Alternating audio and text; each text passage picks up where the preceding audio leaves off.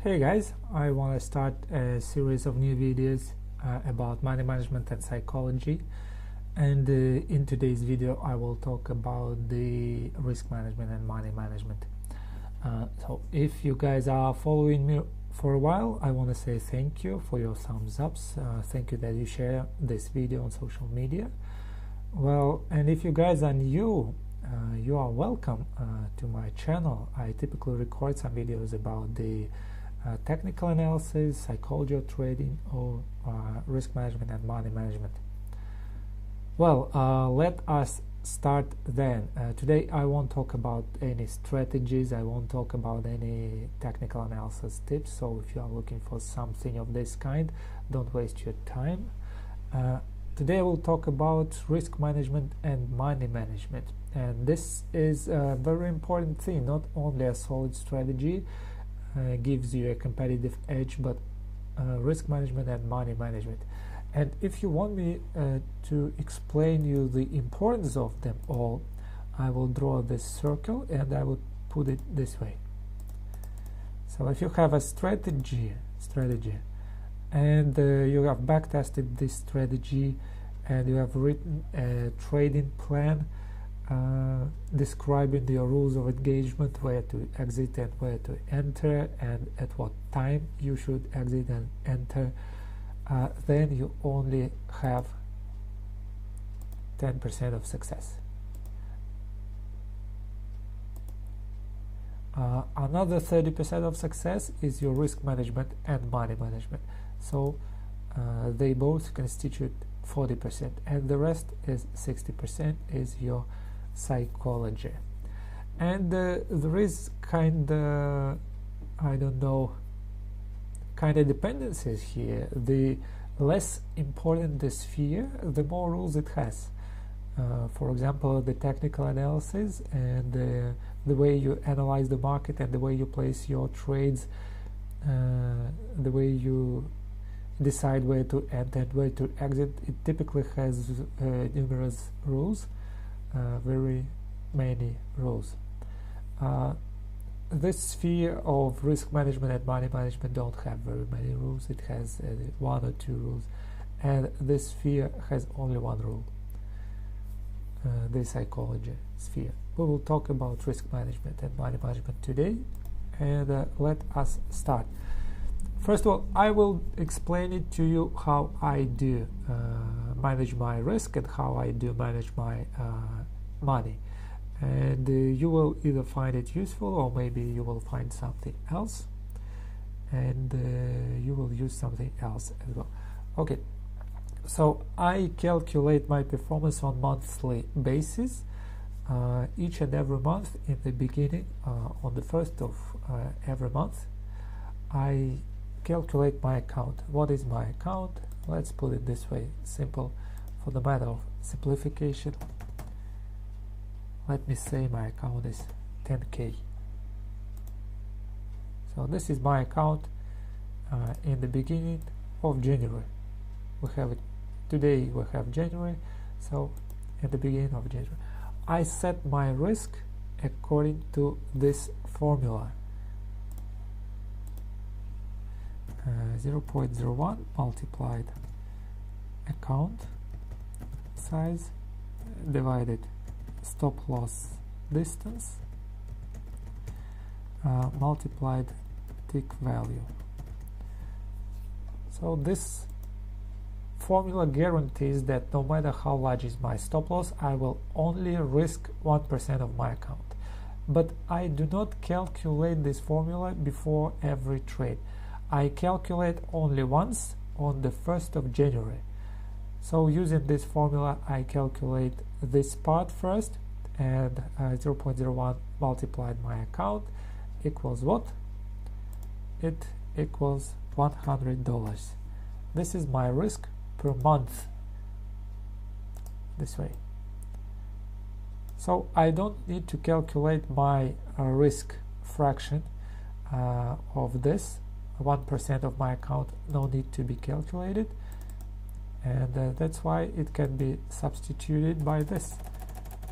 I already have calculated it in the beginning of every month. So in each and every trade I execute this formula. Okay, what is the tick value? Guys, if you don't know what is the tick value, shame on you. It is actually the cost of your pip, as if you've been trading one standard lot. And let me show it to you somewhere on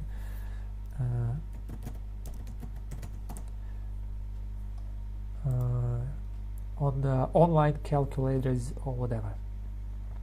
So this is the calculator. Let's say your pair is something EUR/SEK. Let's say your account is this, and here you should type a standard lot.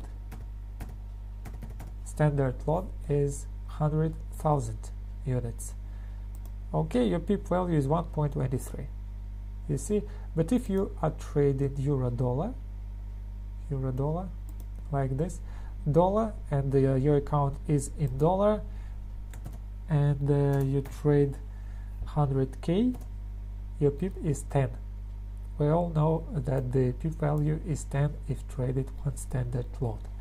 The pip is the fourth number after the dot in your quoted. Dot 1, 2, 3, 4 is your pip. Of course, for yen pairs it is the second number.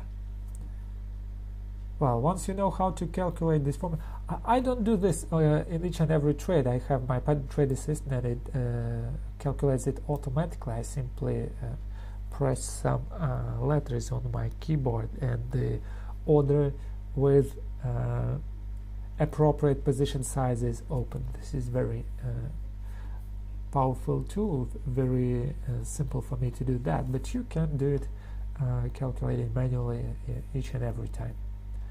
You can also find some position size calculators as well that will help you setting the position. Second thing is this is the risk management. Yes, for each and every trade I have this risk.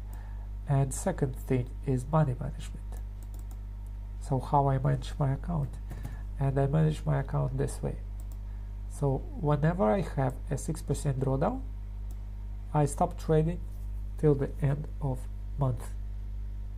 That's it. This way I manage my account. And now let me draw the diagram, and I will explain it to you how it works. Although you might have guessed, but I will try to show you what is the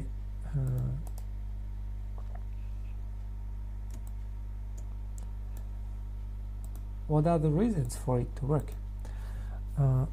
For example, let me put it this way. In the beginning of a month I don't have any open trades, yes, and I am allowed to only have my max drawdown of 600. Yet this means if I risk 100 on every trade, I am allowed to open 6 trades at the same time.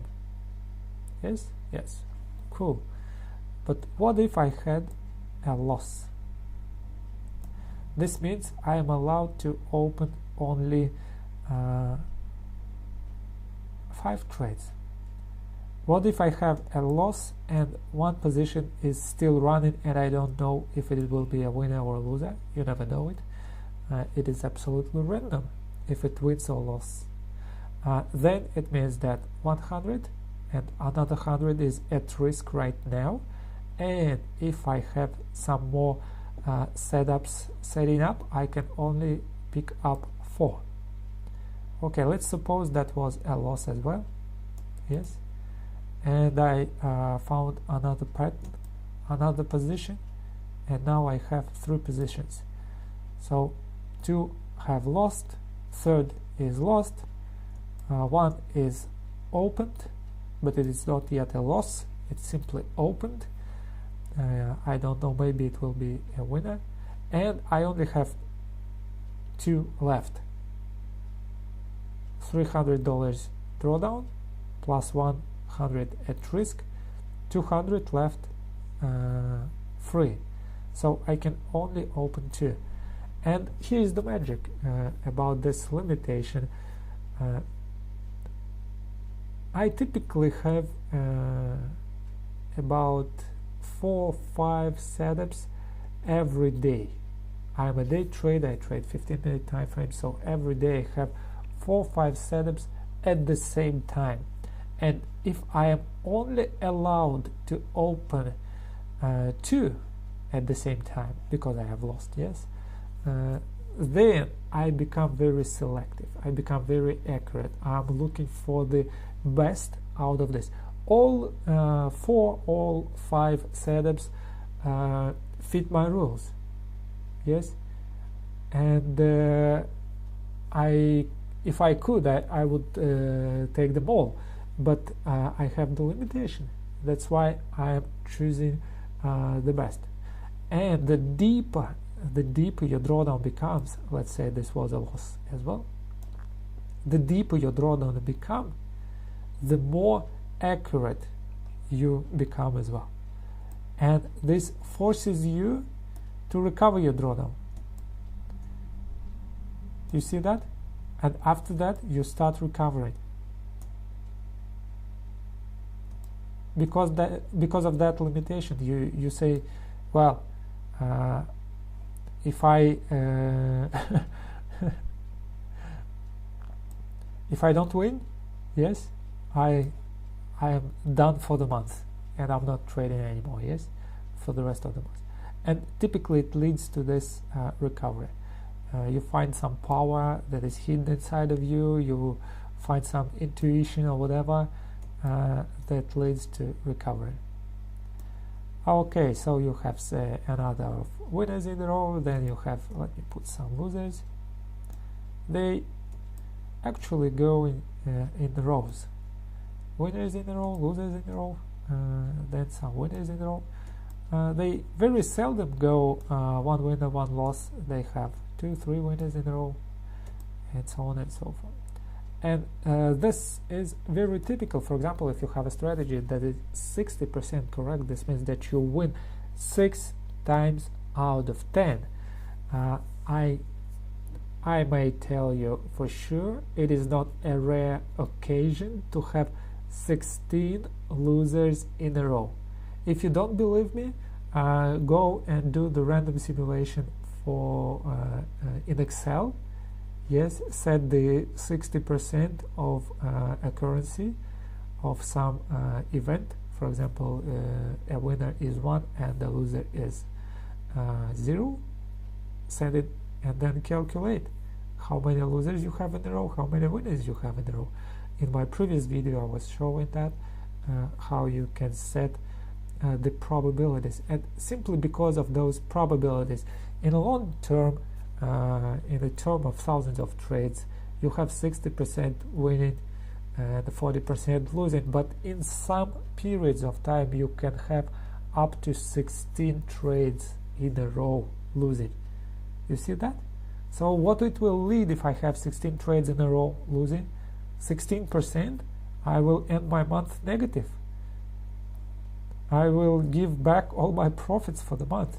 But because of that limitation, even if I face that kind of row of losers, yes, I am guaranteed protected not to have it. Well, it might happen this way, that I ended the 6 losers in a row. I had the 6 losers in a row. I stopped trading, and then I began my next month for fresh, yes, and it started from the drawdown as well. So these 6 losers in a row added some more losers for 3 losers, and I may have total for 2 months being 10 losers, being 10% drawdown. It may happen that, yes.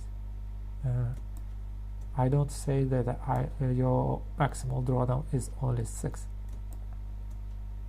but it will stay within some limits. It will never be 100. Okay, what is the most typical situation is something like this. You have a hot streak, you have a retracement, hot streak, another retracement, another hot streak, and then maybe I think because I become tired in the end of the month and on my week number 3 I typically face this drawdown, and it happens once in 2 months regularly. 6 losers in a row, 1 2 3 4 5 6. It happens once in 2 months, very regular. 1 month I trade till the end of that, and 1 month I am to stop my trading. But no matter what happens, even if I lose this, my month is positive. 2% this month, 2% next month, 2% another, and another, and another.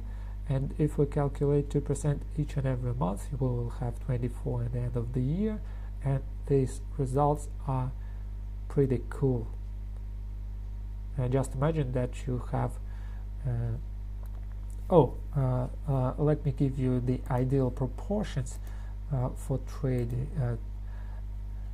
The ideal trading goal, let me put it this way. So the majority of traders, the top traders that are trading for 20 years, for 30 years, they say about this ideal situation. In the end of the year, they have 25%, yes, and the largest drawdown was not more than 10. You see that? And this is called the recovery factor, and it is 2.5. Yes. So the ideal trading, the top traders agree to say that your recovery factor should be 2.5. This is the highest. You are elite trader.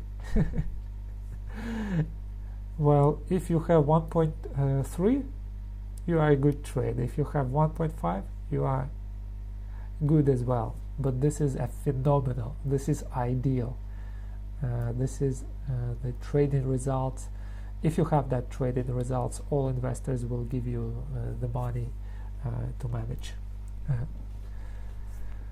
Well, so set your goals, set your limitations, monthly limitations, and trade-to-trade limitations. And this is actually the difference between professional traders and struggling traders. A professional trader has the same strategy as the struggling trader, but he has limitations as well. And struggling trader doesn't have any limitations. And a struggling trader is like a player, a gambler in casino. Although he knows how to, let's say, calculate cards in blackjack, he has those winning streaks, but then he gives it all back. So in order not to give it all back, set your limitations, and that's it. Just don't trade. It is as simple. It is very minor difference. Simply stop trading. Once you have money generated, stop trading. Don't give them back. Well, that's it. In my next video, I will show you another tip that differentiates the professional traders from struggling traders. And until then, good luck, good trading. Comment below if you are looking forward for the continuation of series of these videos, and share this video on social media as well. Until then, good luck, good trading. Hope to see you soon.